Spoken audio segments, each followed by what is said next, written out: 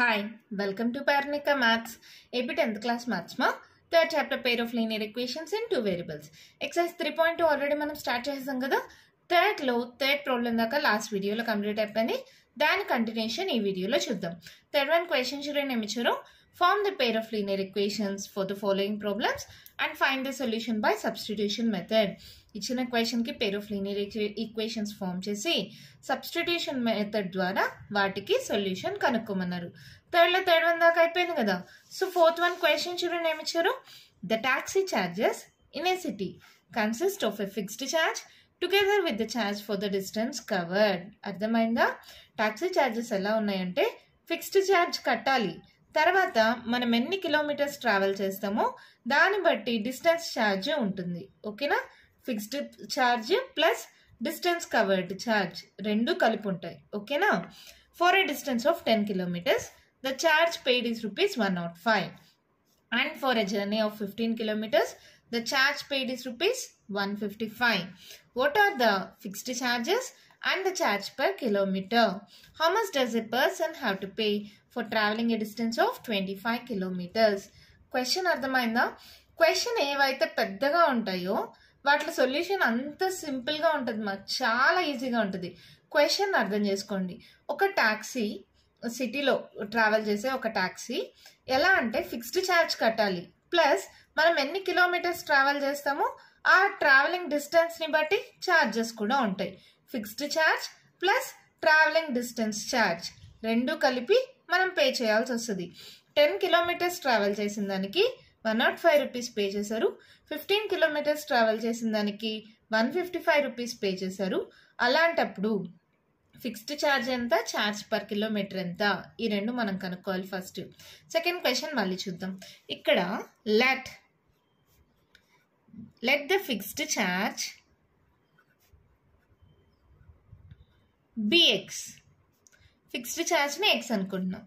Let the charge per kilometre by, ఓకేనా? Fixed charge x, charge per కిలోమీటర్ని y అనుకున్నాం. ఇక్కడ ఏమన్నారు, 10 kilometersకి ఎంత పే చేశారు? ₹105. ద అమౌంట్ పెయిడ్, లేదా ఏం రాద్దాం, ద ఛార్జ్ పెయిడ్ అని రాద్దామా? ఛార్జ్ అన్నారు కదా వాళ్ళు. The charge paid for 10 kilometers is ₹105. 10 kilometers కి ₹105 పే చేశారు మా. దీంట్లో ఎలా ఉంటుంది, ఫిక్స్డ్ ఛార్జ్ ప్లస్ 10 kilometers కి ఛార్జ్ పర్ కిలోమీటర్ y కదా. So x + 10y = 105. అర్థమైందా? ఫిక్స్డ్ ఛార్జ్ ఖచ్చితంగా కట్టాలి, మళ్ళీ ఎన్ని కిలోమీటర్స్ ట్రావెల్ చేస్తామో అన్ని కిలోమీటర్స్కి ఛార్జ్ పర్ కిలోమీటర్ కట్టాలి. ఛార్జ్ పర్ కిలోమీటర్ ఏమనుకున్నాను, y అనుకున్నాను కదా. ఇక్కడ ఎన్ని కిలోమీటర్స్ ట్రావెల్ చేశారు? 10 kilometers. So 10 × y = 105. Let it be equation 1 అనుకుందాం. ఓకేనా? ఇవన్నీ ఏంటంటే ప్రాబ్లమ్స్ చాలా ఈజీగా ఉంటాయి మాకు. క్వశ్చన్ అర్థం చేసుకోవడమే మెయిన్ ఇంపార్టెంట్. ఇక్కడ the charge paid for 15 kilometers is ₹155. ఏమవుతుంది ఇక్కడ కూడా fixed charge plus 15 kilometers travel చేశారు, ఒక్కొక్క కిలోమీటర్కి ఎంత, y. So x + 15y = 155. Let it be equation 2. ఓకేనా? ఇప్పుడు ఈక్వేషన్ 1ని ఈక్వేషన్ 2లో సబ్స్టిట్యూట్ చేద్దాం. ఇక్కడ ఏమొస్తుంది చూడండి. ఫ్రమ్ ఈక్వేషన్ 1 దేన్నైనా కామన్ తీయమ్మా. 10y నైనా కామన్ తీయండి, x నైనా కామన్ తీయండి. నేను xని కామన్ తీనా. ఫ్రమ్ ఈక్వేషన్ 1 x = ఏమవుతుంది, 105. ఈ ప్లస్ 10y ఇటు సైడ్కి వెళ్తే -10y. అవునా? Substituting x value in equation 2. Equation 2లో సబ్స్టిట్యూట్ చేయండి. x ప్లస్లో ఏం సబ్స్టిట్యూట్ చేయాలి, అదేంటిది మళ్ళీ రాయనా, x + 15y = 155.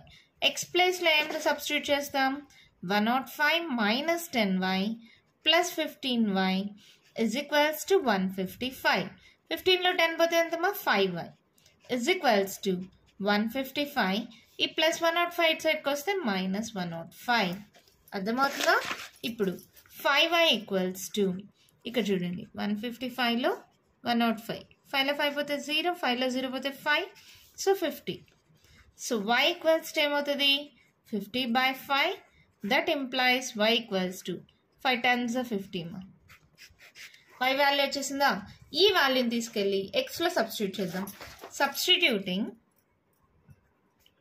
y equals to 10 in equation 1.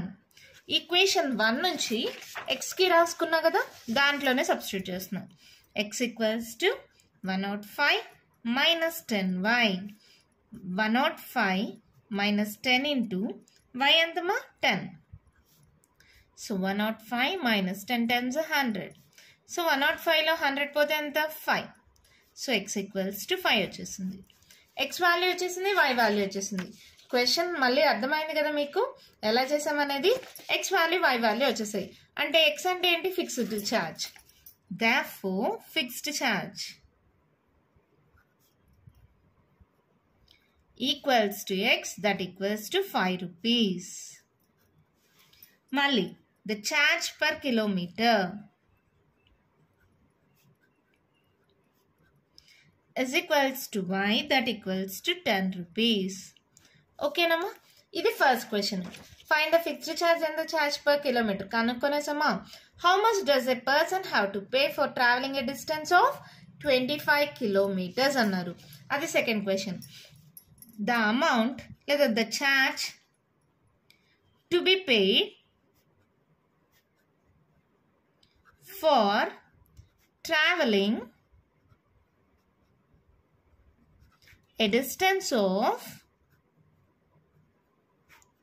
25 kilometers is ఏంటిమా fixed charge x plus 25 kilometers. ఛార్జ్ per kilometer అంతా y. x plus 25 into y.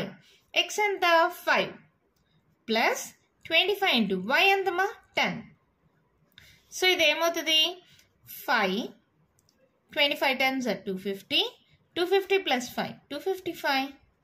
The charge to be paid for 25 kilometers is 255 rupees. అంతే, మన problem complete అయిపోయింది. చెప్పాను కదా, question చూడడానికి పెద్దగా ఉంటే భయపడకండి, సాల్వేషన్ దానికన్నా ఈజీగా ఉంటుంది. ఇక్కడ మళ్ళీ ఒకసారి ఎక్స్ప్లెయిన్ చేస్తాను చూడండి. ఒక ట్యాక్సీ ఛార్జెస్ అనేవి fixed charge plus charge per kilometer రెండు కలిపి ఛార్జ్ చేస్తారు. 10 kilometers ట్రావెల్ చేస్తే 105 rupees అయింది. So fixed charge x plus charge per కిలోమీటర్ని వై అనుకున్నా కాబట్టి 10y is equals to 105. అలాగే 15 kilometersకి 155 rupees అంటే fixed charge plus 15 into charge per kilometre y equals to 155. ఈ రెండింటిని సాల్వ్ చేశాను. Substitution method. Substituting x value in equation 2. Equation 2లో అలా సబ్స్టిట్యూట్ చేస్తే y వాల్యూ వచ్చింది. ఈ y వాల్యూని మళ్ళీ ఈక్వేషన్ 1లో కానీ సబ్స్టిట్యూట్ చేస్తే x వాల్యూ వచ్చేసింది. సో ఫిక్స్డ్ ఛార్జ్ వచ్చి 5 rupees, ఛార్జ్ పర్ కిలోమీటర్ వచ్చి 10 rupees. మళ్ళీ ఏమన్నారు, charge paid for travelling 25 kilometers కనుక్కోమన్నారు. దానికి కూడా fixed charge plus 25 kilometers charge per kilometer ఎంత y. So x plus 2y value substitute చేస్తే ఆన్సర్ వచ్చేసింది. ఎంత ఈజీగా ఉంది కదా, అర్థమైందా? నెక్స్ట్ ప్రాబ్లం చూద్దామా అయితే. వన్ క్వశ్చన్ చూడండి, మా ఏమి ఇచ్చారు. ఏ fraction becomes 9/11 if 2 is added to both numerator and the denominator. If 3 is added to both numerator and the denominator, it becomes 5/6. Find the fraction. ఇక్కడ నాకు ఫ్రాక్షన్ తెలీదు, ఆ ఫ్రాక్షన్ ని నేను కనుక్కోవాలి. దానికి న్యూమరేటర్కి డినామినేటర్కి 2 యాడ్ చేస్తే ఆ ఫ్రాక్షన్ 9/11 అయింది. అదే దానికి న్యూమరేటర్కి డినామినేటర్కి 3 యాడ్ చేస్తే ఆ ఫ్రాక్షన్ 5/6 అయింది. అప్పుడు నేను ఫ్రాక్షన్ కనుక్కోవాలి. దానికోసం let the numerator and the denominator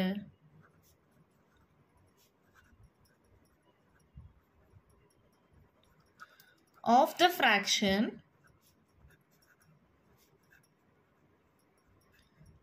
be x and y respectively. అంటే న్యూమరేటర్ x, డినామినేటర్ y, అది ఫ్రాక్షన్. అంటే x/y అనేది ఫ్రాక్షన్. ఓకేనమ్మా, అర్థమైందా? Let the numerator and the denominator of the fraction be x and y respectively. అంటే numerator x, denominator y. x/y అనేది fraction. Means fraction equals to x by y. ఓకేనా, ఇది కావాలంటే రాసుకోండి, లేదంటే లేదు. ఇప్పుడు ఏమన్నారు, given if 2 is added to both,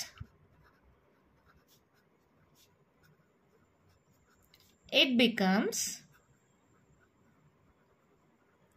9 by 11. అంటే x plus 2 by y plus 2 is equals to 9 by 11. అంతేనా, న్యూమరేటర్కి డినామినేటర్కి 2 యాడ్ చేస్తే if 2 is added to both it becomes 9 by 11. So ఏం చేస్తాం, క్రాస్ మల్టిప్లై చేయండి. 11 into x plus 2 is equals to 9 into y plus 2. 11x, 11 2s are 22, 9y, 9 2s are 18. So ఒకేసారి పంపించేద్దామా అన్నీ. 11x, ఈ plus 9y ఇటు సైడ్కి వస్తే మైనస్ 9y, ప్లస్ 22, ఈ ప్లస్ 18 ఇటు సైడ్కి వస్తే మైనస్ 18. అవునా, సబ్ట్రాక్ట్ చేసేయండి ఒకేసారి. 12, 12లో 8 మైనస్ చేస్తే 4, క్యారీ అని ఇచ్చేసి ఉంటాం అంతే కదా. 4, ఈ మైనస్ 18 కాబట్టి plus 4 is equals to 0. 11x minus 9y plus 4 equals to 0. Let it be equation 1. మళ్ళీ ఏమన్నారు, given if 3 is added to both numerator and denominator అన్నమా. ఇక్కడ మీరు కావాలంటే ఫుల్గా రాసుకోండి. to both numerator and denominator it becomes 5 by 6. So అంటే ఏంటి, x plus 3 by y plus 3 is equals to 5 by 6 అన్నారు. ఓకేనా, ఇది కూడా అంతా క్రాస్ మల్టిప్లై చేసేసేయండి. ఏమవుతుంది, 6 into x plus 3 is equals to 5 into y plus 3. 6x plus 6 3s are 18 is equals to 5y plus 5 3s are 15. ఇది ఏమవుతుంది, 6x plus 5y ఇటు సైడ్కి వస్తే మైనస్ 5y ప్లస్ 18, ఈ ప్లస్ 15 ఇటు సైడ్కి వస్తే మైనస్ 15. 8లో 5 పోతే ఎంతమా, 3. So plus 3 is equals to 0. Let it be equation 2. ఈ రెండిట్లో ఏదో ఒకదాన్ని ఇంకో దాంట్లో సబ్స్టిట్యూట్ చేయండి. దీంట్లో నుంచి y వాల్యూని తీసుకెళ్ళి దీంట్లో సబ్స్టిట్యూట్ చేద్దామా, లేదా x వాల్యూ తీసుకెళ్ళి సబ్స్టిట్యూట్ చేద్దామా, ఎలా అయినా చేయండి. ఫ్రమ్ ఈక్వేషన్ 1 ఏంటది, 11x minus 9y plus 4 equals to 0 కదా. ఇప్పుడు 11x ఈక్వల్స్ టు ఏమవుతుంది, మైనస్ 9y ఇటు సైడ్కి వెళ్తే ప్లస్ 9y ప్లస్ 4 ఇటు సైడ్కి వెళ్తే minus 4. So x equals to ఏమవుతుంది, 9y minus 4 by 11. Let it be equation 3 అనుకోండి అమ్మా, సింపుల్గా ఉంటుంది. Substituting equation 3 in equation 2 substitute చేయండి. 6x, x అంటే 9y minus 4 by 11 minus 5y plus 3 is equals to 0. LCM తీసుకుందామా, 11. ఇక్కడ ఆల్రెడీ 11 ఉంది కాబట్టి డినామినేటర్లో పైన ఉండేవి మాత్రమే మల్టిప్లై అవుతాయి. 9 6 54y మైనస్ 6 4 24.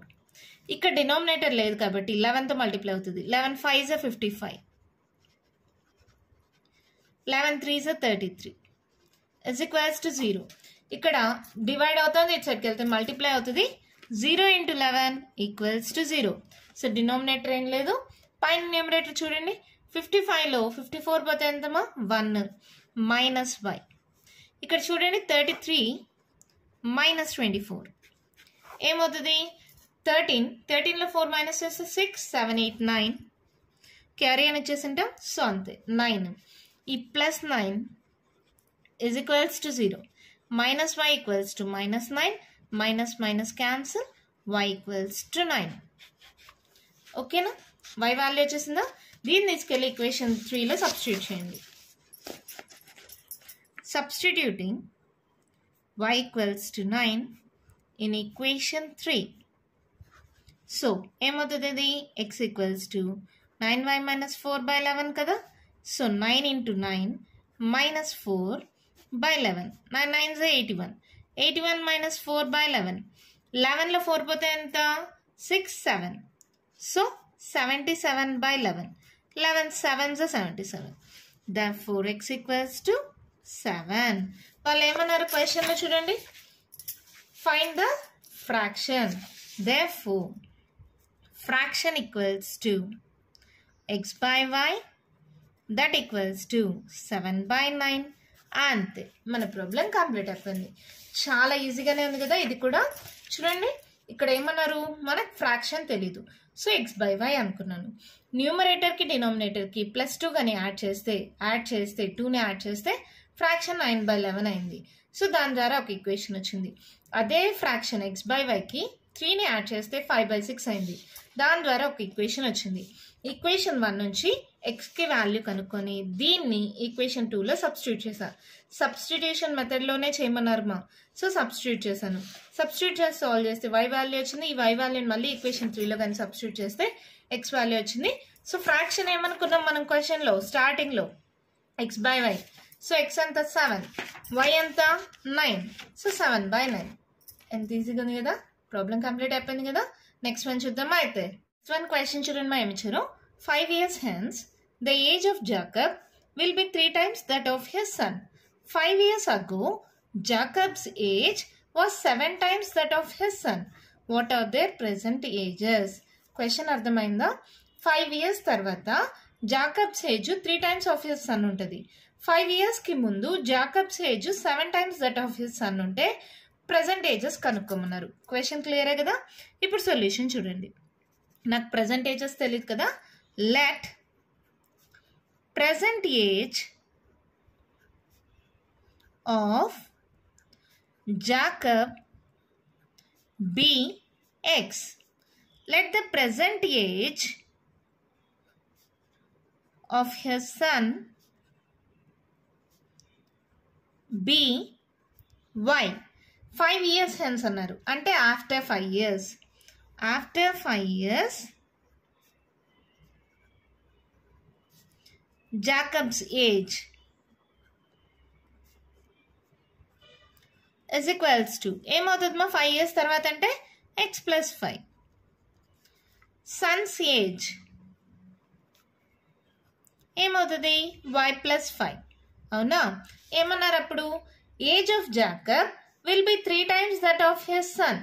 5 years తర్వాత age of Jacob will be 3 times that of his son. Age of Jacob అంటే x plus 5 is equals to 3 times, times అంటే multiplication, of son's age 3 into y plus 5.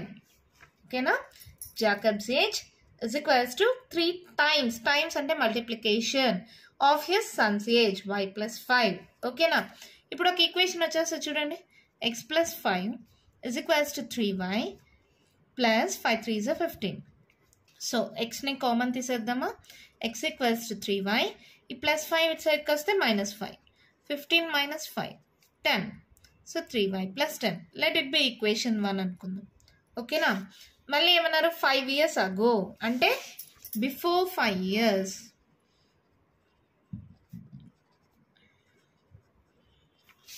Jacob's age was 7 times that of his son. అప్పుడు Jacob's age ఏమవుతుంది before 5 years అంటే Jacob's age. Present వచ్చి x, before 5 years అంటే x minus 5. Son's age ఏమవుతుందమ్మా, present వచ్చి y, before 5 years అంటే y minus 5. అవునా. ఇప్పుడు ఏం కండిషన్ ఇచ్చారు, Jacob's age was 7 times that of his sun. Given Jacob's age was 7 times that of his son. అంటే Jacob's age ఎంత x minus 5, వాజ్ అంటే ఈక్వల్స్, ఈజ్ అన్న వాజ్ అన్న ఈక్వల్స్ వస్తుంది. 7 times, టైమ్స్ అంటే multiplication, Sons age y minus 5. ఇక్కడ కూడా అలాగే స్టెప్ రాసుకోండి మా. ఏమి ఇచ్చారు 5 years hence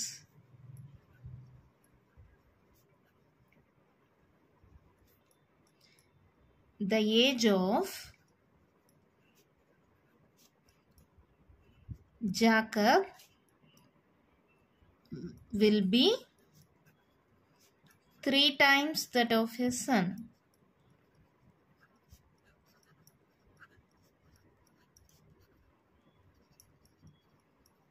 ఇక్కడ దాకా అర్థమైందా? మళ్ళీ చెప్తాను, ఒక్కసారి చూడండి క్లారిటీగా. ప్రెజెంట్ ఏజ్ ఆఫ్ జాకబ్ వచ్చి x అని, present age of his sun వచ్చి y అని అనుకున్నాం. 5 years hence అంటే ఇప్పటి నుంచి 5 years తర్వాత అంటే ఆఫ్టర్ 5 years జాకబ్ ఏజ్ ఏమవుతుంది x+5 సన్స్ ఏమవుతుంది y+5 అప్పుడు ఏమంట 5 years hence the age of Jacob will be 3 times that of his son 3 times ఉంటుంది సో జాకబ్స్ ఏజ్ అంతా x+5 is equals to 3 times అంటే multiplication of his son's age అంటే y+5 దాని నుంచి ఒక ఈక్వేషన్ వచ్చింది మళ్ళీ ఏమన్నారు 5 years ago అంటే ముందు ప్రజెంట్ కన్నా 5 years ముందు అంటే x-5 సన్స్ ఏజ్ వచ్చి y-5 ఏమన్నారు Jacob's age was 7 times that of his son Jacob's age x-5 is equals to 7 times అంటే multiplication of his son Sons age ఎంత y-5 ఓకేనా ఇప్పుడు దీన్ని సాల్వ్ చేయండి x-5 is equals to 7y minus 7 5 is 35 అవునా ఇప్పుడు ఏం చేద్దాం లెట్ ఇట్ బి ఇది కొంచెం సాల్వ్ చేసుకుందామా x ఈక్వల్స్ టు అది కూడా వైలో వస్తుంది కదా లెట్ ఇట్ బి ఈక్వేషన్ 2 అనుకోండి మా ఓకేనా substituting equation 1 in equation 2 substituting equation 1 in equation 2 ఏంటి ఈక్వేషన్ 2 రాసుకోండి first x-5 is equals to 7y minus 35 ఇప్పుడు x అంటే వాల్యూ ఎంత 3y plus 10 minus 5 ఇది ప్లస్ 7y ఇటు సైడ్కి వస్తే మైనస్ 7y మైనస్ 35 ఇటు సైడ్కి వస్తే ప్లస్ 35 is equals to 0 ఇప్పుడు సాల్వేషన్ ఈజీ అవుతుంది కదా 7లో 3 పోతే ఎంతమా 4 మైనస్ 4y 10లో 5 పోతే 5 మా ప్లస్ 5 అవుతుంది 35 plus 5 40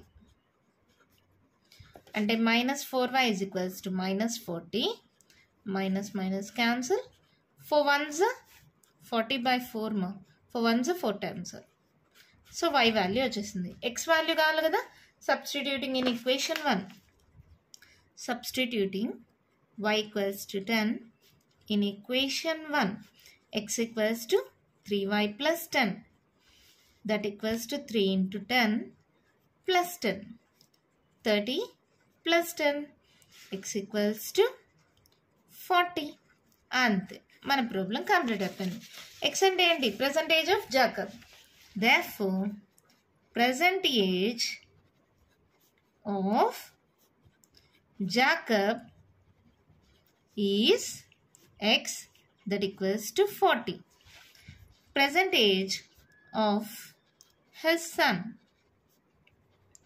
is y that equals to 10 అంతే మన ప్రాబ్లం కంప్లీట్ అయిపోయింది చాలా ఈజీ మా క్వశ్చన్ అర్థం చేసుకోవడంలోనే ఉంది ప్రెజెంట్ ఏజ్ ఆఫ్ జాకబ్ వచ్చి x అని ఈ సన్ వచ్చి y అని అనుకున్నాం 5 years hence అంటే ఆఫ్టర్ 5 years ఏమవుతుంది +5 అవుతుంది ఏమన్నారు 3 times that of his son Jacob age is 3 times that of his son so this is Jacob age 3 times అంటే multiplication of his Sons age ఓకేనా అలాగే బిఫోర్ 5 years 5 years అగో అంటే before అవునా అగో అంటే మైనస్ అవుతుంది సో x-5 y-5 ఏమన్నారు Jacob's age was 7 times that of his son 7 into Sons age is equals to Jacob's age ఓకేనా దీని ద్వారా ఒక ఈక్వేషన్ దీని ద్వారా ఒక ఈక్వేషన్ వచ్చింది ఈక్వేషన్ 1ని ఈక్వేషన్ 2లో సబ్స్టిట్యూట్ చేశాను సాల్వ్ బై సబ్స్టిట్యూషన్ మెథడ్ అన్నారు కదా ఈక్వేషన్ 1ని ఈక్వేషన్ 2లో సబ్స్టిట్యూట్ చేస్తే y వాల్యూ వచ్చింది ఈ y వాల్యూని ఎత్తుకెళ్ళి మళ్ళీ ఈక్వేషన్ 1లో దాన్ని సబ్స్టిట్యూట్ చేస్తే x వాల్యూ కూడా వచ్చింది x అంటే ఏంటి present age of Jacob so present age of Jacob is 40 and present age of his son was 10 years ఓకేనమ్మా అర్థమైందా దీంతో ఎక్సైజ్ 3.2 కంప్లీట్ అయిపోయిందమ్మా నెక్స్ట్ వీడియోలో ఎక్సైజ్ 3.3 స్టార్ట్ చేద్దాం మీకు ఇంకా ఏమైనా డౌట్స్ ఉంటే కామెంట్ బాక్స్లో ఇవ్వండి మీకు కానీ ఈ వీడియో నచ్చినట్టయితే లైక్ చేయండి షేర్ చేయండి నా ఛానల్ని సబ్స్క్రైబ్ చేసుకోండి థ్యాంక్ యూ